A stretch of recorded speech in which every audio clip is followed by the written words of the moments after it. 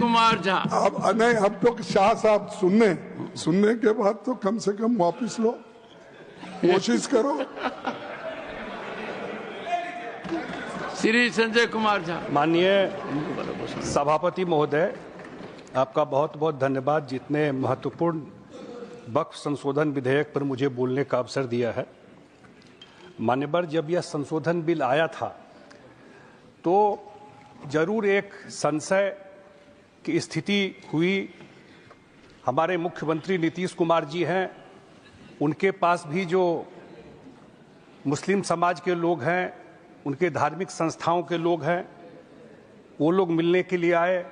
ये भी चर्चा हुई कि इस साल बिहार में चुनाव है तो बिहार में क्या होगा।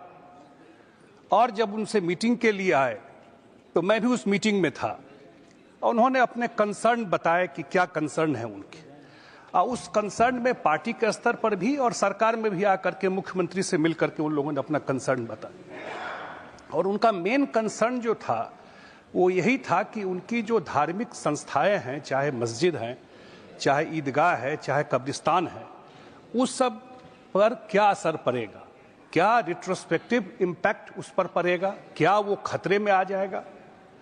और जो हमारे जेपीसी में मेंबर थे उन्होंने भी जाकर के ये बात रखी। कल आदरणीय गृह मंत्री जी का भाषण हुआ लोकसभा में और मैं धन्यवाद देता हूं कि ये जो एक गलतफहमी, भ्रांतियां फैलाई जा रही थी कि आपका मस्जिद, आपका ईदगाह, आपका कब्रिस्तान के ऊपर खतरा हो जाएगा, कल बात बिल्कुल साफ हो गई। कल रात से ही या आज सुबह से ही जो खास करके मुस्लिम समुदाय के लोग हैं, उन्होंने कहा कि इस भाषण सुनने के बाद उन लोगों को यही लग रहा था, उनके बीच में यही फैलाया जा रहा था, जैसे कल बताया उन्होंने सीए को लेकर के, उनके बीच में यही फैलाया जा रहा था कि आपके जितने इदारे हैं, जितने आपके मस्जिद हैं, क्योंकि बिहार में बिहार सरकार ने और हमारे मुख्यमंत्री ने पिछले 19 साल में बहुत सारे कब्रिस्तान की घेराबंदी की है। हजारों कब्रिस्तान की घेराबंदी सरकार के द्वारा किया गया और कहा उन लोगों ने कि आपने जो ये काम किया है उसी पर खतरा आने वाला है।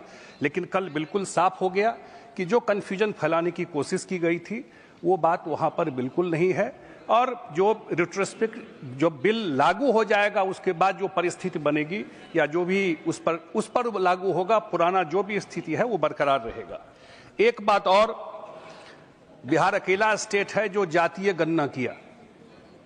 जातीय गणना में बिहार में मुस्लिम समाज के पसमानदा मुसलमान 73%, 73% पसमानदा मुसलमान है बिहार में। अब हमारे पास तो साइंटिफिक डेटा है, लेटेस्ट सर्वे है कास्ट का, उसमें कौन लोग हैं? उसमें राइन समाज के लोग हैं, अंसारी समाज के लोग हैं, मंसूरी समाज के लोग हैं। आज तक उनको कोई रिप्रेजेंटेशन इस वक्फ में नहीं दिया गया था, एक भी रिप्रेजेंटेशन उनका नहीं था। पहली बात, जो पसमानदा समाज पर आप लोग चर्चा कर रहे हैं, वो पसमानदा समाज जो अति पिछड़ा समाज है बिहार में और मेजॉरिटी है, 2/3 बहुमत उनका है, पॉपुलेशन उनका है, उनको पहली बार इसमें जगह मिला है कि उनके भी रिप्रेजेंटेटिव इसमें रहेंगे।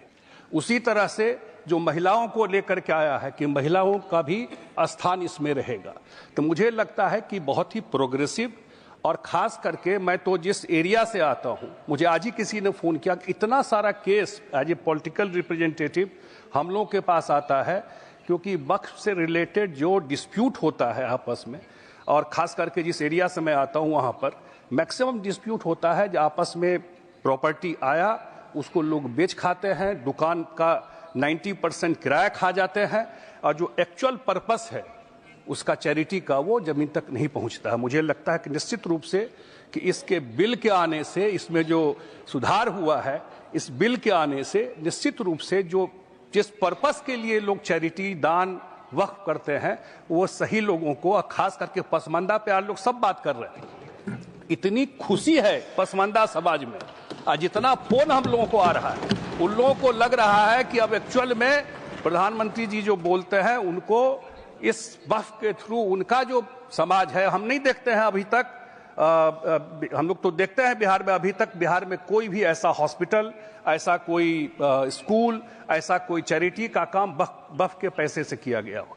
तो पहली बार वहां पर उन लोगों को लग रहा है कि एक बार जब ये कानून लागू हो जाएगा, ट्रू सेंस में उनका जो गरीब मुसलमान है उनके बीच में काम होगा।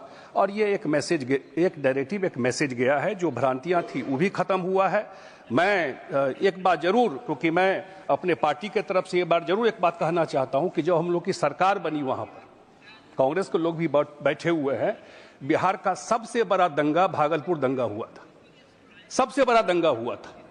हजारों लोग मारे गए थे, पता नहीं नए लोगों को शायद ध्यान नहीं हो। और 15 साल सरकार रहा आरजेडी और कांग्रेस का। दंगा में न्याय लोगों को नहीं मिला। 15 साल जांच नहीं हुआ, जांच नहीं हुआ दंगा का। 15 साल में कोई जांच नहीं हुआ। जो दंगा कराया उनको सम्मानित किया जाता था, उनको सम्मानित किया जाता था।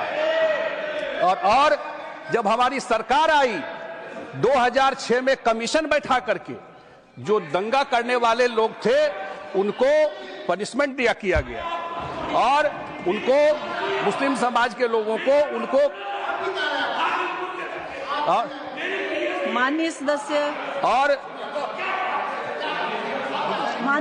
संजय जी। अच्छा, हाशिमपुरा मलियाना संजय जी आप बोलिए। और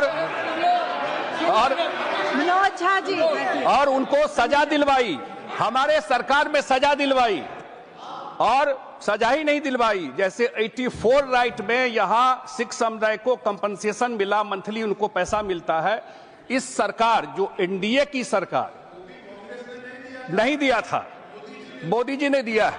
84 राइट का भी मोदी जी ने दिया है। वो अब जा करके जो वहां के समुदाय के लोग हैं उनको मिला है।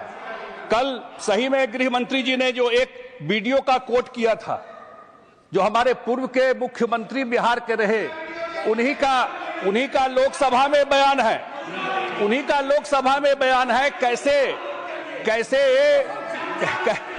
कैसे उन्होंने वहां कैसे उन्होंने कहा कि एक कठोर कानून लाने की जरूरत है, जिस हिसाब से वहां पर लोग कब्जा किया हुआ था। तो मैं तो मुझे यही उनके द्वारा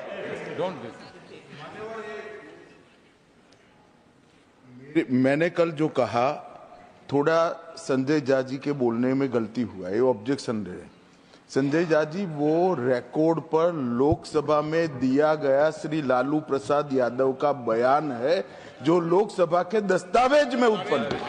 अब आप क्या इसको कॉन्ट्राडिक्ट कर रहे हो? अरे मगर ये बोले हैं या नहीं बोले हैं? ये बोले हैं या नहीं बोले हैं? मनोज जी, ये बोले हैं या नहीं बोले, इतना बताइए आप। के रूल है, साइटेशन ऐसे नहीं होता है। साइटेशन कैसे होता है सिर्फ आपको मालूम नहीं है भाई? नहीं सर, आपको भी मालूम होगा, लेकिन चेरी पिकिंग मत करिए। देखिए, ऐसा है मनोज जी, सभानता के साथ बोलना पड़ता है। पूरे भाषण में से एक पैराग्राफ जो मैंने पढ़ा वो बोले हैं या नहीं बोले हैं, इतना ही सवाल है। तो लालू जी तो कोई बच्चे नहीं थे उस वक्त।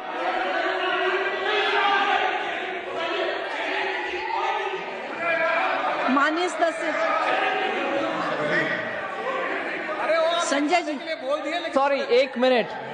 माननीय लीडर ऑफ द ऑपोजिशन, माननीय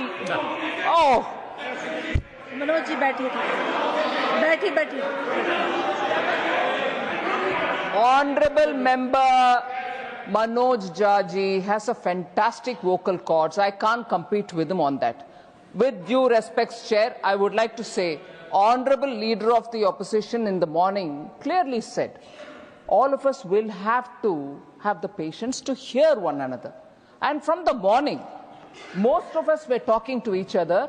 We said, the debate which is happening on the Waqf board in Rajya Sabha is so good. It's setting a beautiful precedent, content-wise, discussion-wise, and the way in which we are exchanging thought-wise, and so on.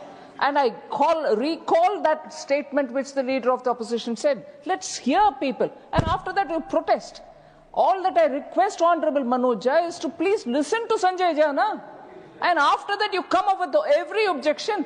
But with your vocal cord power which God has given you, you're drowning all of us.